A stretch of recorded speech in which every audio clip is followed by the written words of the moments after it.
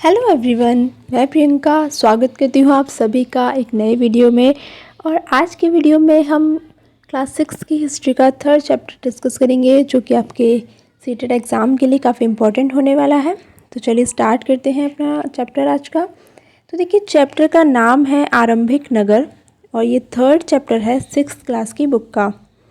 इसमें देखते हैं हम क्या क्या इम्पोर्टेंट पॉइंट्स हैं। तो देखिए, यहाँ पर तो अभी कुछ ऐसा खास है नहीं। ये बच्चे हैं, आपस में बातें कर रहे हैं, क्रिकेट खेल रहे हैं। इसके बाद यहाँ से स्टार्ट होता है हमारा हड़प्पा की कहानी। तो देखिए, यहाँ से जो चीज़ें हैं इम्पोर्टेंट वो है कि जब 150 साल पहले पंजाब में रेलवे लाइन बिछाई जा रही थी, तो इंजीनियर जो थे उनको वहाँ पर क्या मिला, एक हड़प्पा पुरास्थल मिला, जो कहाँ है, वर्तमान पाकिस्तान में है। तो उन्हें इतना पता नहीं था, तो उन्होंने उसे खंडर समझकर वहाँ से कुछ ईंटें जो थी मिली थी, वहाँ से ईंटें वो उखाड़ ले गए और उन्होंने उन ईंटों से क्या किया, रेलवे लाइन बिछा दी। और इससे क्या हुआ, कुछ इमारतें तो पूरी तरह से नष्ट हो गई। यानी कि सबसे पहले जो शहर मिला था सिंधु सभ्यता का, उसका नाम था हड़प्पा, और हड़प्पा वर्तमान पाकिस्तान में पड़ता है। अब बात आती है 80 साल पहले की, कि ये तो थी 150 साल पहले की बात। उसके बाद 80 साल पहले की अगर हम बात करें, तो जो पुरातत्वविद होते हैं उन्होंने स्थल को ढूंढा और तब उन्हें पता लगा कि ये जो है ये सबसे पुराने शहरों में से एक शहर है। ठीक है, अब देखिए, इस नगर की खोज सबसे पहले हुई थी, इसलिए बाद में मिलने वाले इस तरह के जो सभी पुरास्थल हैं उन्हें हड़प्पा सभ्यता की इमारतें कहा गया। अब देखिए, आपने सिंधु सभ्यता सुना होगा नाम, या हड़प्पा सभ्यता सुना होगा। तो देखिए, हड़प्पा सभ्यता क्यों कहा जाता है, तो वो इसलिए कहा जाता है क्योंकि जो हड़प्पा शहर था वो सबसे पहले खुदाई में पुरातत्वविदों को मिला था। इसी के नाम पर इस सभ्यता का नाम रख दिया गया है। तो ये जो शहर थे, इनका निर्माण 4700 साल पहले हुआ था। और हमने फर्स्ट चैप्टर में बात की थी, जब हमने वहाँ पर पढ़ा था कि 4700 साल पहले सिंधु और उसकी आसपास की जो नदियाँ हैं वहाँ पर प्रारंभिक नगर जो थे वो बसे थे। चलिए आगे बढ़ते हैं। अब यहाँ पर सबसे पहले देखिए, यहाँ पर पूछा है कि इन नगरों की क्या विशेषताएं थीं। तो यहाँ पर क्या था, कोई भी जो नगर होता था या कोई भी शहर था वो 2 या उससे ज़्यादा हिस्सों में विभाजित किया गया था, एक पूर्वी और एक पश्चिमी। पश्चिमी भाग छोटा और पूर्वी हिस्सा जो होता था वो बड़ा होता था, लेकिन निचले इलाके में होता था। यानी कि पश्चिमी भाग ऊंचा और छोटा, और पूर्वी हिस्सा कैसा, बड़ा लेकिन नीचे इलाके में। और जो ऊंचाई वाला भाग था, इसे पुरातत्वविदों ने नाम दिया नगर दुर्ग। ठीक है, और नीचे वाले हिस्से को कहा निचला नगर। अब ये दोनों जो हिस्से थी, इनकी 4 दीवारी की थी, किससे, पक्की ईंटों से। अब इनकी जो चिनाई थी ईंटों की, वो इस तरीके से की जाती थी कि दीवारें खूब मजबूत बनी रहें। अब देखिए, ये हैं कुछ नगर हैं, आरंभिक नगर, यहाँ मैप में दिखाए गए हैं। अब यहाँ लिखा क्या है कि ये जो नगर है ये पाकिस्तान के पंजाब, यानी कि एक तो हमारे भारत में पंजाब है और दूसरा पंजाब जो है वो पाकिस्तान में है। तो पाकिस्तान का पंजाब प्रांत, सिंध प्रांत, और भारत की अगर हम बात करें तो यहाँ पर गुजरात, राजस्थान, हरियाणा और पंजाब, यहाँ पर ये जो नगर हैं सिंधु सभ्यता या हड़प्पा सभ्यता के मिले हैं। और यहाँ से कुछ अनोखी वस्तुएँ भी मिली हैं, जैसे मिट्टी के लाल बर्तन हो गए, उन पर काले रंग के चित्र बने हुए थे, पत्थर के बांट हो गए, मोहरें, मनके, तांबे के उपकरण, पत्थर के लंबे ब्लेड, ये सारी चीज़ें हमें वहाँ से खुदाई में प्राप्त हुई हैं। अब देखिए, आगे लिखा है कि जो नगर दुर्ग होता था वहाँ पर कुछ खास इमारतें बनाई गई थी। जैसे मोहनजोदड़ो में क्या था, एक तालाब, ठीक है, जिसे इन्होंने क्या नाम दिया, स्नानागार। ठीक है, इसे बनाने में ईंट और प्लास्टर का इस्तेमाल था, और पानी के रिसाव को रोकने के लिए प्लास्टर के ऊपर चारकोल की परत चढ़ाई गई थी। दोनों तरफ सीढ़ियाँ थी चढ़ने और उतरने के लिए, चारों ओर कमरे थे। पानी इसमें कुएं से निकाला जाता था और बाद में इसे खाली भी कर दिया जाता था। यानी कि अगर आपसे पूछा जाए कि जो सिंधु सभ्यता का महान स्नानागार है वो किस शहर से प्राप्त हुआ है, तो आपका आंसर हो जाएगा मोहनजोदड़ो से। मोहनजोदड़ो आपका कहाँ पड़ता है, तो ये पड़ता है आपका पाकिस्तान में।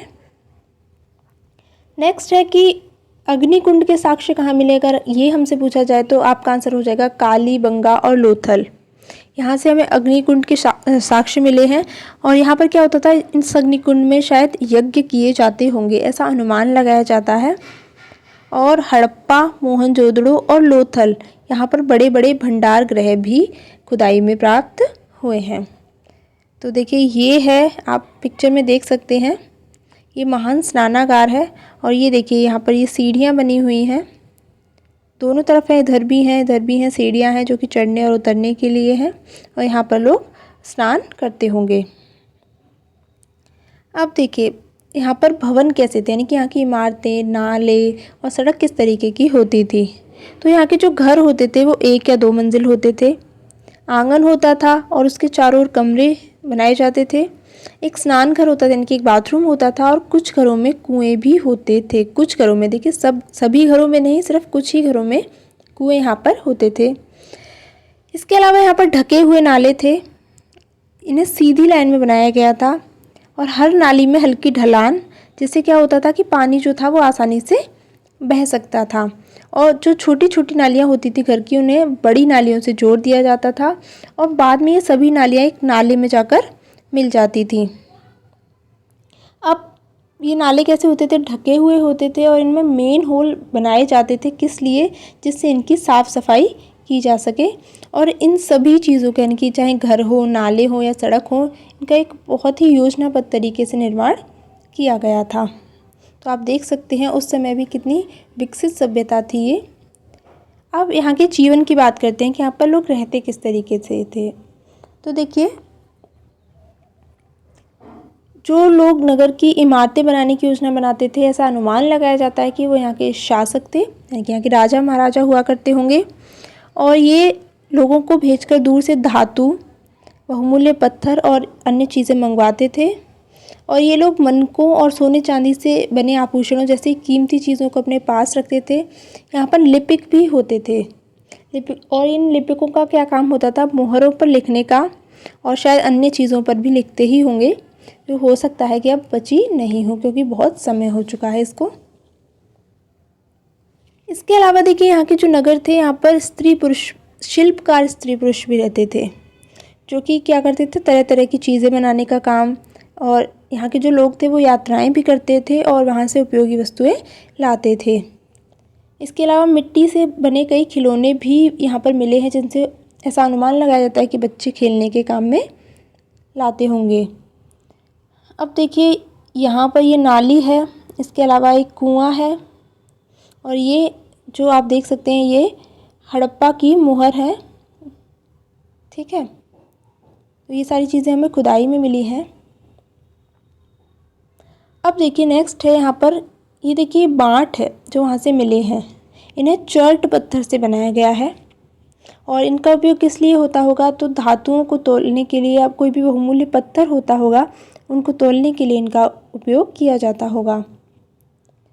तो देखिए पुरातत्वविदों को जो हड़प्पा की खुदाई से जो चीज़ें मिली हैं हड़प्पा के नगरों से, उनमें जो अधिकतर चीज़ें हैं वो पत्थर, शंख, तांबे, कांसे, सोने और चांदी जैसी धातुओं से बनाई गई थी। और इनसे औजार, हथियार, गहने, बर्तन, ये सारी चीज़ें बनाई जाती थी। इसके अलावा यहाँ से मन के बाट और फलक भी मिले हैं। अब आगे देखिए, यहाँ लिखा हुआ है कि जो हड़प्पा के लोग थे वो पत्थर की मोहरें बनाते थे। और इनका आकार कैसा होता था, आयताकार। इम्पॉर्टेंट पॉइंट है, देखिए जो मोहरें थी वो आयताकार होती थी और इन पर जानवरों के चित्र बनाए जाते थे। इसके अलावा काले रंग से डिज़ाइन किए हुए लाल मिट्टी के बर्तन भी यहाँ पर मिले हैं। अब देखिए ये एक मूर्ति बनी है, एक मूर्ति है जो कि मोहनजोदड़ो से मिली है। इस व्यक्ति ने इसमें जो वस्त्र पहन रखे हैं वो कढ़ाईदार वस्त्र है, इसमें उसे कढ़ाईदार वस्त्र पहने दिखाया गया है। अब देखिए नेक्स्ट है कि जो मेहरगढ़ था वहाँ पे 7000 वर्ष पहले कपास की खेती होती थी। और ये हमें कैसे पता लगता है कि मोहनजोदड़ो में हमें कपड़े के टुकड़े के अवशेष मिले हैं, चांदी के फूलदान के ढक्कन और कुछ अन्य तांबों की वस्तुओं से चिपके हुए मिले हैं। पकी हुई मिट्टी और फेन से बनी तकलियाँ सूत कताई का यहाँ पर संकेत देती हैं। अब देखिए इनका जो निर्माण था वो विशेषज्ञों ने किया था। अब प्रश्न उठता है कि विशेषज्ञ क्या होते हैं। तो यहाँ पर लिखा है कि जो किसी खास चीज़ को बनाने के लिए खास प्रशिक्षण लेता है उसे उस चीज़ का विशेषज्ञ कहा जाता है। जैसे पत्थर तराशना, फिर मन के चमकाना और मोहरों पर बच्चीकारी करना, ये सारे काम। जैसे कि अभी हमने वो मूर्ति देखी, उसमें कितनी अच्छी तरीके से उसकी दाढ़ी दर्शाई गई है, उसका चेहरा बहुत ही आकर्षक ढंग से बनाया गया है। तो ये काम कोई विशेष मूर्तिकार ही कर सकता है। अब आगे है कि फेयंस क्या होते हैं। तो देखिए जो फेयंस होते हैं वो कृत्रिम रूप से बनाए जाते हैं। जैसे कि पत्थर और शंख तो है वो हमें प्राकृतिक तौर पर मिलते हैं, लेकिन फेयंस को बनाया जाता है कैसे? बालू या स्फटिक पत्थरों के चूर्ण को गोंद में मिलाकर उनसे वस्तुएं बनाई जाती थी और उन पर एक चिकनी परत चढ़ाई जाती थी जो कि नीले या हल्के समुद्री रंग की होती थी। अब इन फेयन से क्या किया जाता था? मन के चूड़ियाँ, बाले और छोटे बर्तन इनसे बनाए जाते थे। नेक्स्ट इम्पॉर्टेंट पॉइंट है हमारा कि कच्चे माल की खोज में। तो देखिए कच्चा माल किसे कहते हैं? तो कच्चा माल वो होता है जो प्राकृतिक रूप से हमें मिलता है या फिर किसान या पशुपालक उसका उत्पादन करते हैं। ठीक है, जैसे लकड़ी हो गई, कोई भी धातु हो गई, ये सभी क्या है? कच्चे माल हैं जो कि प्राकृतिक रूप से हमें मिलते हैं। या फिर अगर हम बात करें जैसे कि कपास, तो कपास क्या है? किसान उगाएगा, तो ये क्या है? किसान ने उगाई है, तो ये भी एक कच्चा माल हो गया। अब इसका क्या है कि बाद में कताई बुनाई करके कपड़ा बनाया जाता है, किससे? कपास से। अब देखिए हड़प्पा में बहुत सारी चीज़ें वहीं मिलती थी, लेकिन तांबा, लोहा, सोना, चांदी और बहुमूल्य पत्थर, इनको वो दूसरे देशों से आयात करते थे, यानी कि दूसरे देशों से इन चीज़ों को मंगाते थे। अब बात आती है कि ये लोग तांबा कहाँ से मंगाते थे। तो ये राजस्थान से तांबा मंगाते थे। इसके अलावा एशियाई देश है एक ओमान से भी ये तांबा मंगाते थे। कांसा बनाने के लिए तांबे के साथ मिलाई जाने वाली धातु टिन का जो आयात है वो आधुनिक ईरान और अफगानिस्तान से होता था। सोना ये कर्नाटक से मंगाते थे और पत्थर जो होते थे वो ये गुजरात, ईरान और अफगानिस्तान से मंगाया करते थे। अब देखिए यहाँ एक पिक्चर में एक खिलौना दिखाया गया है। अब है कि ये लोग खाते क्या थे। तो देखिए यहाँ के जो लोग थे वो नगर में रहते थे, इसके अलावा कुछ लोग गांव में भी रहते थे। ये अनाज उगाते थे, जानवर पालते थे। तो जो हमें यहाँ से खुदाई में अवशेष मिले हैं उनसे पता लगता है कि ये लोग गेहूँ, जौ, दाल, मटर, धान, तिल, सरसों जैसी चीज़ें उगाते थे। इसके अलावा ये जुताई के लिए हल का प्रयोग भी करते थे। अब देखिए ये इनके हल तो हमें नहीं मिले हैं क्योंकि वो लकड़ी से बनाए जाते थे, लेकिन खिलौने यहाँ पर कुछ मिले हैं जो कि जिनका आकार कुछ कुछ हल जैसा ही है। अब आगे बढ़ते हैं। इसके अलावा ये लोग जो पशु पालते थे उनमें भैंस, गाय, भेड़, बकरियाँ ये सारी चीज़ें होती थी। इसके अलावा ये अपने मवेशियों को पानी पिलाने की तलाश में दूर तक ले जाते थे। इसके अलावा ये लोग मछलियाँ पकड़ते थे और हिरन जैसे जानवरों का शिकार भी करते थे। आगे बढ़ते हैं। अब देखिए गुजरात में एक हड़प्पा कालीन नगर है, उसका इन्होंने सूक्ष्म निरीक्षण किया है, उसके बारे में बताया है यहाँ पर। तो देखिए कच्छ के इलाके में, कच्छ कहाँ है आपका? गुजरात में खदिर बेत के किनारे एक नगर है जिसका नाम है धौलावीरा। तो धौलावीरा भी एक सिंधु सभ्यता का नगर है। यहाँ क्या है? साफ पानी था, उपजाऊ ज़मीन थी। तो देखिए हमने अभी ऊपर पढ़ा था कि जो ज़्यादातर नगर होते थे वो 2 भागों में थे, पूर्वी और पश्चिमी, लेकिन जो धौलावीरा नगर था वो 3 भागों में बटा हुआ था।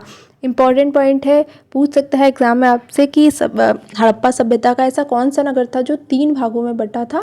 तो आपका जो आंसर हो जाएगा वो होगा धौलावीरा।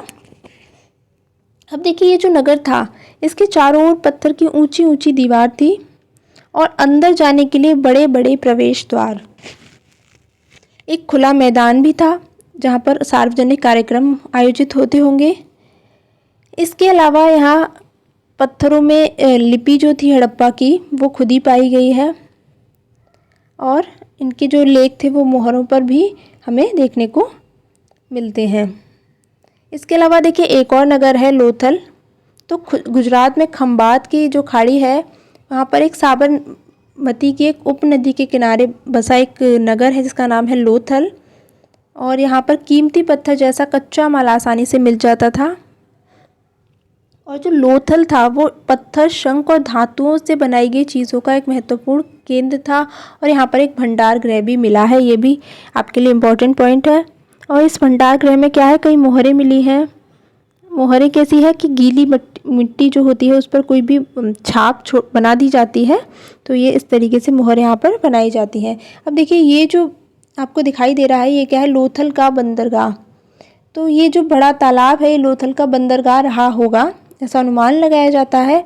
और जहाँ समुद्र के रास्ते आने वाली नावें रुकती होंगी और यहीं पर माल जो है वो चढ़ाया और उतारा जाता होगा।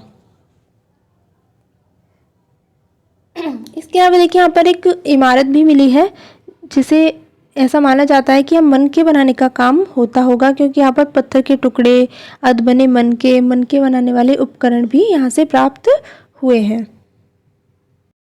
अब देखिए यहाँ पर आगे बताते हैं कि मोहरबंदी या मुद्रांकन क्या होता है। तो मोहरों का जो प्रयोग है सामान से भरे उन डिब्बों या थैलों को चिन्हित करने के लिए किया जाता था जिन्हें एक जगह से हमें दूसरी जगह भेजना हो। जैसे थैले को बंद किया, उसके मुहानों पर गीली मिट्टी पोती, उसके ऊपर मोहर लगा दी जाती थी और मोहर की जो छाप होती थी उसे मोहरबंदी कहते थे। अगर यह छाप टूटी नहीं है तो ये साबित हो जाता था कि सामान के साथ छेड़छाड़ नहीं हुई है। तो देखिए किस तरीके की व्यवस्था थी उस समय की, कि इस तरीके से गीली मिट्टी से वो लोग मोहर की छाप लगाकर भेजते थे। अब इस सभ्यता का अंत कैसे हुआ? देखिए लगभग 3900 वर्ष पहले एक बड़ा बदलाव देखने को मिलता है कि यहाँ के जो लोग थे उन्होंने नगरों को अचानक छोड़ दिया। लेखन, मोहर और बांटों का जो प्रयोग था वो बंद हो गया। कच्चे माल का आयात भी कम हो गया। कचरे के जो ढेर थे वो सड़कों पर बनने लगे। जल निकास की जो प्रणाली थी वो नष्ट हो गई और सड़कों पर झुग्गी-नुमा घर बनाए जाने लगे। अब देखिए ये सब क्यों हुआ? कहते हैं कुछ पता नहीं, लेकिन कुछ विद्वानों को कहना है कि हो सकता है नदियाँ सूख गई हों। कुछ का कहना है कि जंगलों का विनाश हो गया होगा। और कुछ का कहना है कि मवेशियों के झुंड, बड़े बड़े जो झुंड थे वो चारागाह और घास वाले मैदान समाप्त हो गए। इससे क्या हुआ, लोगों के पास जानवर नहीं बचे होंगे। लेकिन कुछ का ये भी मानना है कि हो सकता है बाढ़ आ गई हो। लेकिन अभी तक कुछ भी स्पष्ट नहीं हो पाया है कि नगरों का अंत कैसे हुआ होगा, क्योंकि बाढ़ और नदियों के सूखने का असर कुछ ही इलाकों में हुआ होगा। सभी जगह तो नष्ट नहीं हो सकती, लेकिन पूरी सभ्यता एक साथ नष्ट हो गई तो इसका कोई भी अभी हमें स्पष्ट कारण हमें अभी तक पता नहीं लग पाया है। तो ऐसा लगता है कि शासकों का नियंत्रण समाप्त हो गया होगा। जो भी हुआ हो, परिवर्तन का जो असर है वो बिल्कुल साफ दिखाई देता है। आधुनिक पाकिस्तान के सिंध और पंजाब की बस्तियां उजड़ गईं। कई लोग पूर्व और दक्षिण के इलाकों में नई और छोटी बस्तियों में जाकर बस गए। फिर इसके बाद क्या हुआ, 1400 साल बाद नए नगरों का विकास हुआ। इसके बारे में हम आगे आने वाले जो चैप्टर्स हैं उनमें पढ़ेंगे। तो ये था आपका 3rd चैप्टर, ये बिल्कुल समाप्त होता है हमारा। और नेक्स्ट वीडियो में हम नेक्स्ट चैप्टर डिस्कस करेंगे। लेकिन आपके लिए एक होमवर्क है कि आपको ये जो क्वेश्चन है जो कि इनको मिलान करना है, आपने अगर चैप्टर अच्छे से पढ़ा है तो आपको इन्हें मैच करने में कोई भी दिक्कत नहीं आएगी कि तांबा कहाँ से आयात होता था, सोना, टिन, बहुमूल्य पत्थर, ये इधर आपके राज्यों के नाम हैं, आपको बताने हैं। तो देखते हैं आपकी समझ में कितना आया है चैप्टर। तो आज की वीडियो में इतना ही, मिलेंगे एक नए वीडियो में एक नए चैप्टर के साथ। तब तक के लिए थैंक यू सो मच।